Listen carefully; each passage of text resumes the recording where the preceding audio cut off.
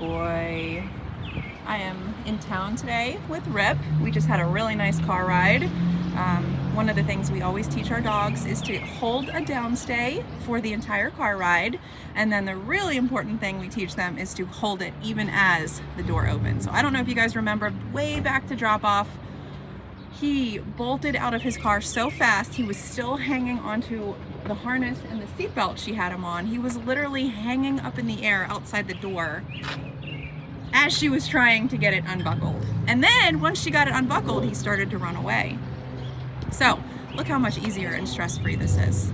We've just got a simple downstay that we started in the training room, we proofed it, and now we apply it to the car.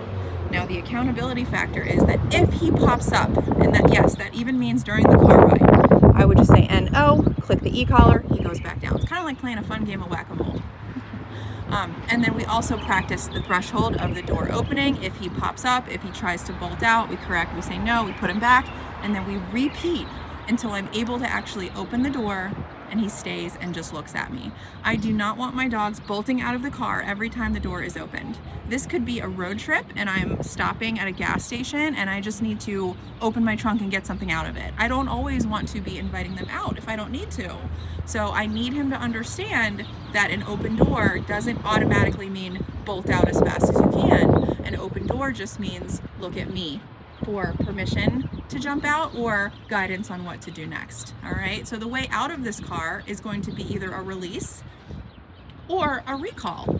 I do have a tie back on for safety. Right there you can see the leash attached to a carabiner because I don't want him, if I did open the door, making a mistake and making it to the main road. So the tie back is always a good choice for safety, but it's not holding him there. See what I mean? Like he's got the whole length of the leash. So if he wanted to, he could stand up, he could run out, but it's just there for that layer of safety. Overall, really, really good car ride. Good job by Rip. I was able to open up the door, back away. We're in a public parking lot, and he's just looking at me for advice on guidance on what to do next. All right, so before you invite your dog out of the car, just make sure you undo the tie back because I wouldn't want to recall him or release him and have him get caught on the leash. So I've removed the tie back and it's time to release him out of the car. Break. Good boy. All right, and now we are on our walk.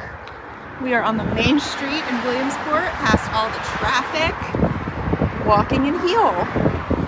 So yesterday we did this in my court, and that was after basically 2 weeks of heel sessions with Josh. Once it becomes easy with him and in our immediate area, we can take it to more crowded places like this, where we don't know what we're gonna run into. Traffic, people, maybe another dog. And this is all part of generalizing the training, right? Stuff like this might spook our dogs. Good boy. This experience is so good for him. He's learning that no matter what emotions he feels, whether it's scared and wants to run away, or refusing to move, or excited and wants to run up to something, he learns to always stay in heel and ask for permission before he does anything.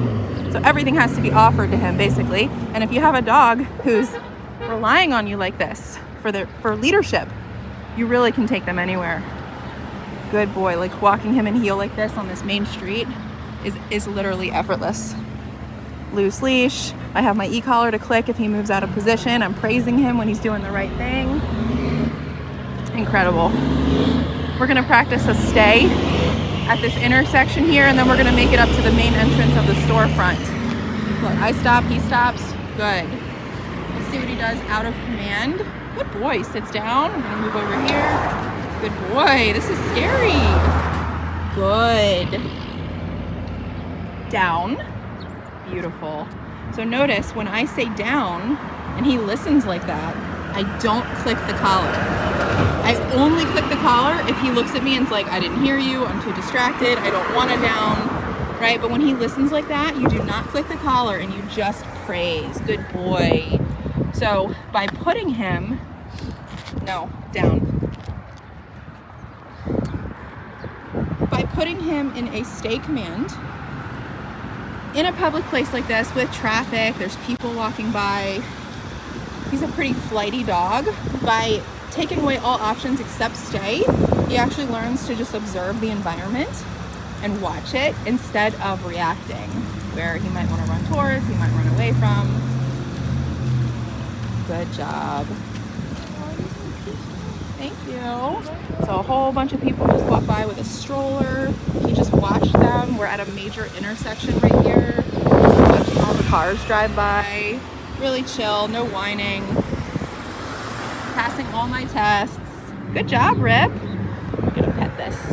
Remember, you get what you pet. So he's calm and I pet him, I'm gonna get more calm.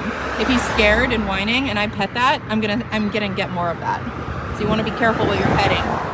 Good. All right, let's get him back into heel. And we're gonna go up to the main entrance. So to get him into heel, you're just gonna click your tone and say heel and start walking. Heel, tap the tone, start walking. Good boy. Love it. Oh my gosh, he's doing so well.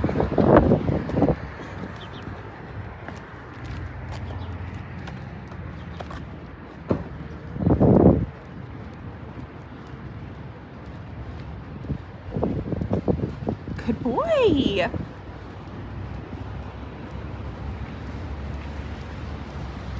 Click my tone there. Should move him back to my leg. Good boy. All right. We are gonna go to over here. Main entrance. Good. I like all eyes on me. I'm gonna give him that down command again. Down. So I'm gonna click one time. We'll go down to a 11. Click down. I'm gonna go up a little bit. Click down. Good boy. See how that works? It's a little bit more distracting here for whatever reason. He heard me but said, you know what, I don't really want to, or I don't think I have to. I clicked once in an 11. It wasn't enough to motivate him, so I dialed up it while clicking until I got what I asked for. Good. And then I praise. And now his job, good, is just to stay here. We're at the main double doors. People are coming in and out. Cars are coming in and out.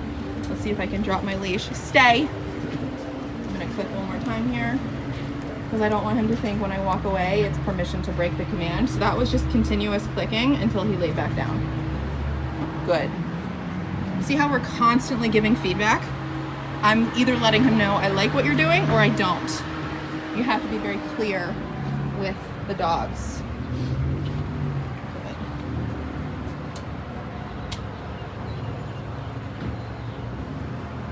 Okay, there's people walking in and out. We're having people pass within a few feet. He's holding his stay. He's watching, observing. Good boy. Instead of being reactive and interactive.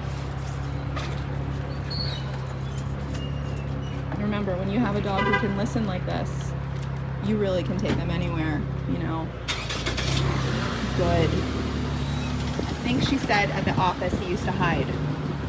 When a dog has unlimited options on what to do, you might not like what they choose. But by taking away all options and saying, lay here, then you know you can teach them to relax. Good job. I'm so proud of you.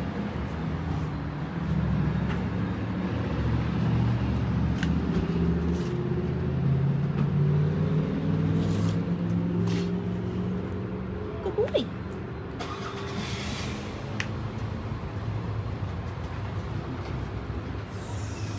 Wow, Rip. Nice work. Good boy. All right, let's get back into heel. Heel, tap the tone, start walking, and we're in an off-leash heel at Sheetz. Beautiful.